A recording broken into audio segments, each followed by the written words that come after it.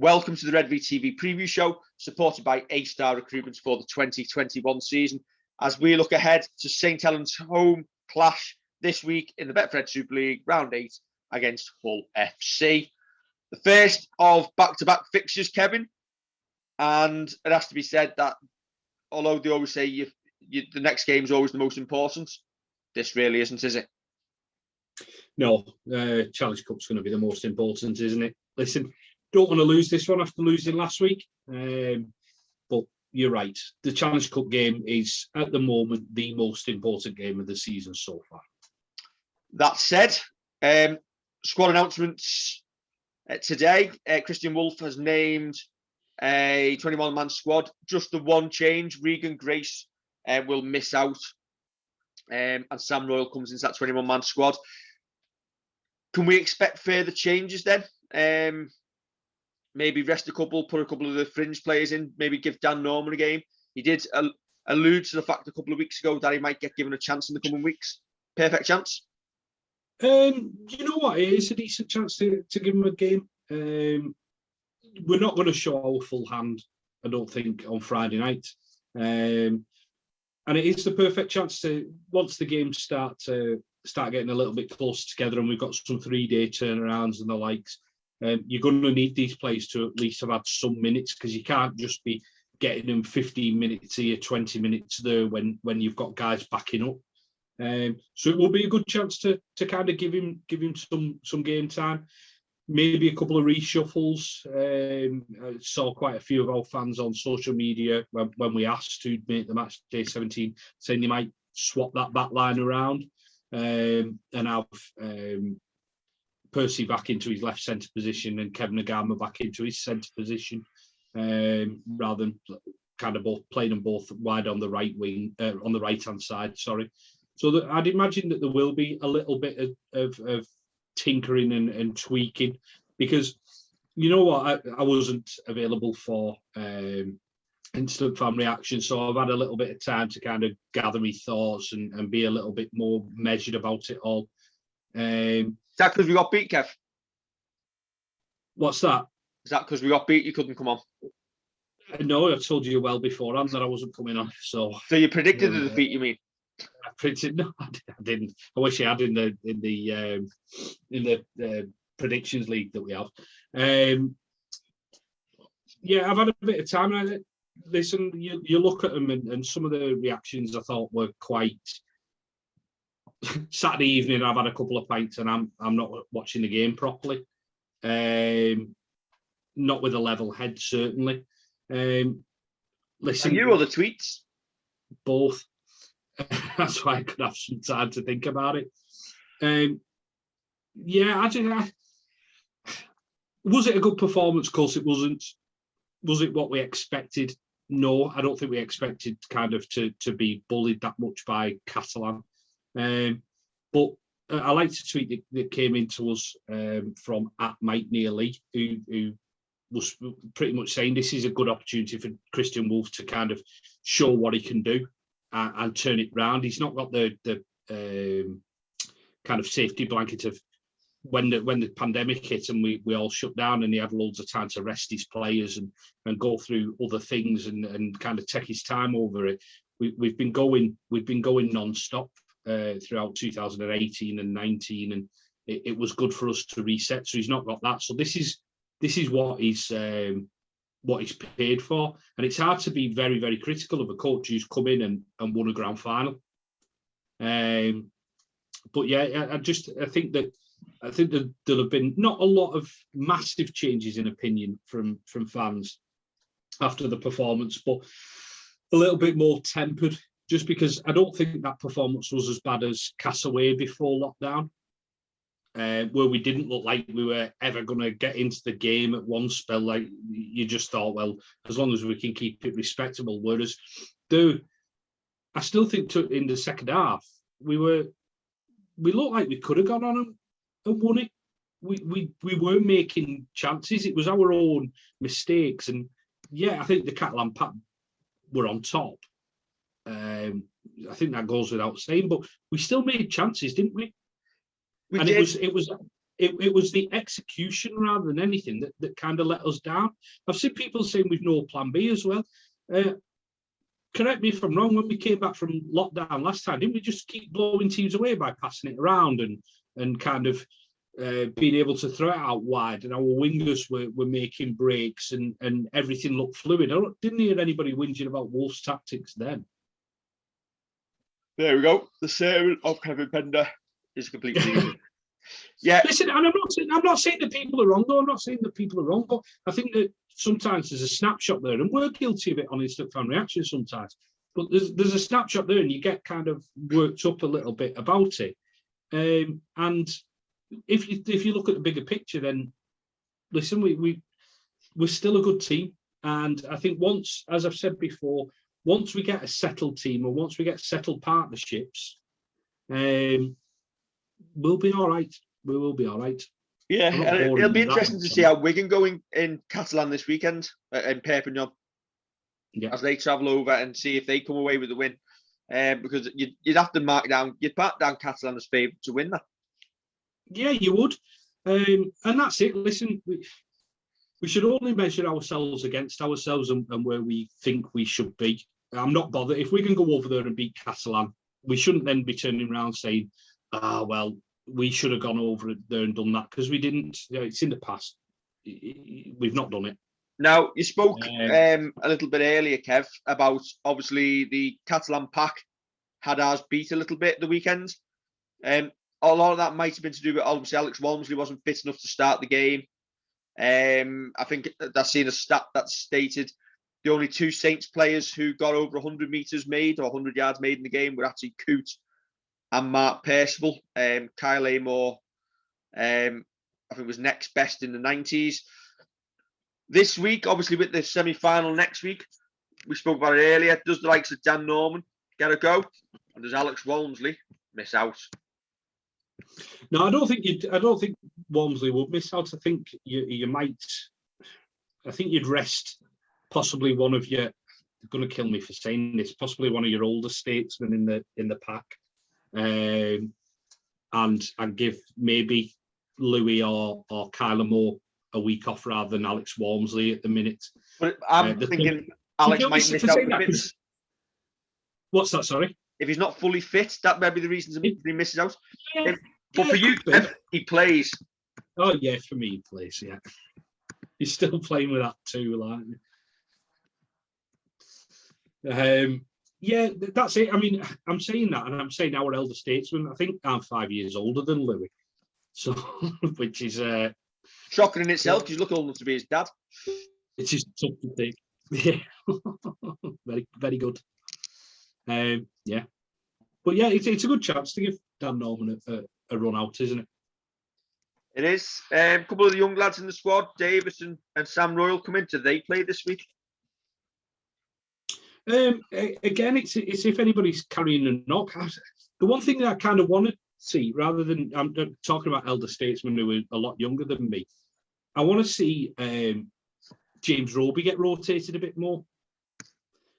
Like go back to 2005 and 6 and whatever, and before that when he'd rotate quite a bit with Kieran Cunningham, and he'd do 20 minutes each. I want to see him kind of. I don't think he's been nullified, because I think he's a machine. I think he's one of the best players ever to pull on a Saints shirt. But is he, because he is unfortunately coming towards the end of his career, is it time to kind of give Dodd or Smith a start at 9, or bring them on after 20 minutes, rest James, bring him on in the second half, but kind of push his season out a little bit longer? We keep saying that we've got to manage him, yet he's doing 60, 70 minutes a week. I don't know if we've just potentially just got to be a little bit cleverer managing him. It's easy for me to say. Yeah, I've run off the tools to use now. Good. So I suspect this week, I think the cameo that Lewis Dodd gave at the weekend might see him get a chance to start. Maybe if Johnny or Theo were rest. I think Aaron Smith maybe starts at 9. I think Dan Norman might get a game ahead of Alex Walmsley might drop out the 17. I think we'll see changes this week. But to nullify that, I think you might see a few from Hull as well. Yeah, that wouldn't surprise me again. As we say, for them, they're going quite well at the moment. I think it's good to see a strong Hull team. And they're one of them. I always want Saints to win the league, but I wouldn't mind seeing Hull win it if it isn't us, because I do think you need to start sharing them the titles around a little bit more, and having a strong Hull team would be good for the league. It'd be great for the league, and I think exactly the same. Listen, there's a chance that they could literally just turn around and say, "No, we're going to play exactly who you expect us to play. This is it. We're going to go for it." But it doesn't matter about us showing our hand, because we're confident enough that after seeing you at Catalan, we can turn you over, get the win, and beat you again in a week's time in the cup. But it wouldn't surprise me to see one or two of them, the lads who don't usually get a game for them, appear on Friday night. Yeah, obviously for Hull, Scott Taylor misses out. So does Jamie Shaw and Matty Matongo out long term. Josh Bowden comes back into the squad after recovering from an elbow injury that he sustained in April. Ex-Saints, Andre Savelio and Adam Swift all come back. Good to see Adam Swift going well. Yeah, definitely. Always like Swifty. I mean, it's just part of sport, isn't it? That sometimes you can't stay at Saints for all your career like you'd like to. What are you doing? But yeah, it's great to see him. Great to see him doing so well over there, and obviously scored a winning try against Wigan, or the last try against Wigan in the Challenge Cup. So let's hope he doesn't come back to haunt us. I'm trying to draw a picture, because the reason I've drawn this picture, Kevin, yeah, it's a big steaming turd. Would you like to know why it's being drawn? Go on. Because Hull are joining Hull KR on the naughty step for not producing graphics for their teams. Fair enough. So we have to look at a horrible. What's that? Have you had to type that out?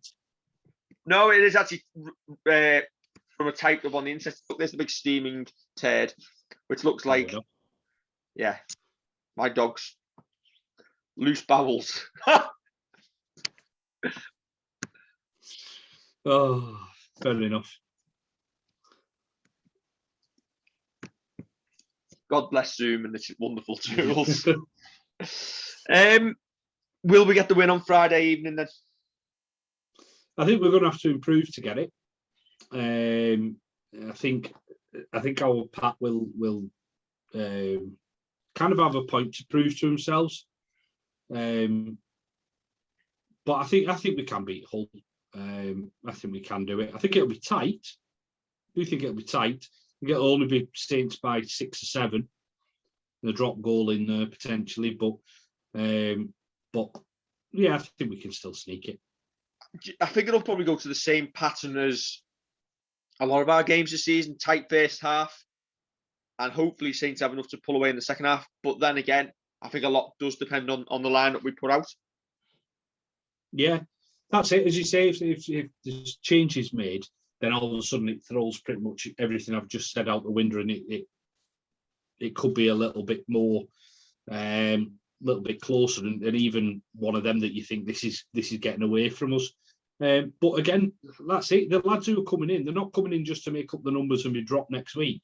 If they come in and, like, Dan Norman does get a shot on the bench, he's going to want to play next week as well. He's not going to, right, I've had my game, right, I'll see you again at the end of July when you need me. He's going to want to, right, I've had 20 minutes, 25 minutes. I need to step up again now. I need to do half an hour. I need to be, like, proper starting forward fit, like Walmsley is, like Louis has been, like Parsi is, like Matty Lees was before he got injured as well. That's what he's got to try and attain now. And equally, a lot of our fringe players are 1 or 2 injuries from being in the lineup anyway. Yeah. Obviously, Josh Sim is likely to come in this week, get his chance because of injuries. So they do happen. So we need everybody ready to go. Yeah. After this, Kev, we'll do the last 30 seconds again, and then we can just talk about next week, and we can just put the same video out. Brilliant. 2 birds, 1 stone. Yeah, that'll do.